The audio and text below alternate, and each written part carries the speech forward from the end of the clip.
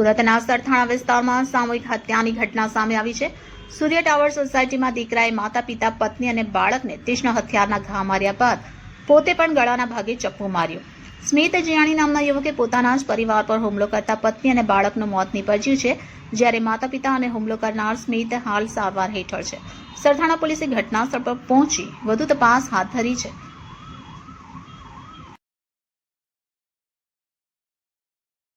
કયું સ્થાન છે અને શું ઘટના બની છે અત્યારે?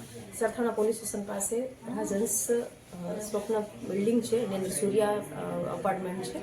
એની અંદર સ્મિત લાગુભાઈ જીયાણી નામના શખ્સે એના માતા પિતાને ગળાના ભાગે ઈજા પહોંચાડેલ છે, જેઓ સારવાર હેઠળ છે, અને એની પત્ની અને એનું 4 વર્ષનું બાળક છે એને ગળાના ભાગે ઈજા પહોંચાડીને મોત નિપજાવેલ છે, અને પોતાની જાતને પણ બંને હાથની નસો અને ગળાના ભાગે ઈજા પહોંચાડશે તે પણ સારવાર હેઠળ છે। બનાવનું કારણ તેમની માતા જે ભાનમાં છે ત્યારે એ જણાવે છે કે 4-5 દિવસ પહેલા સ્મિતના મોટા બાપુનું કુદરતી મરણ થયેલું હતું, ત્યાં લોકો બેસવા જતા હતા, અને ગઈકાલે હવે તમે અહીંયા અમારા ઘરે ના આવતા, અને એ બાબતે સામાન્ય પરિવારજનોને બોલાચાલી થઈ, અને હવે સ્મિતને લાગી આવ્યું કે હવે આપણું કોઈ નથી। એમના માતાના કહેવા મુજબ મારતી વખતે પણ હવે આપણું કોઈ નથી, હું એકલો થઈ ગયો, હવે આપણું કોઈ નથી, હું એકલો થઈ ગયો, આવું કહી અને તમામને ઈજા પહોંચાડે છે, ને 2 જણનું મોત નિપજાવેલ છે। કયા વ્યવસાય સાથે સંકળાયેલો હતો? સ્મિત જે છે ઓનલાઈનનો બિઝનેસ કરે છે એવું માતાએ જણાવેલ છે।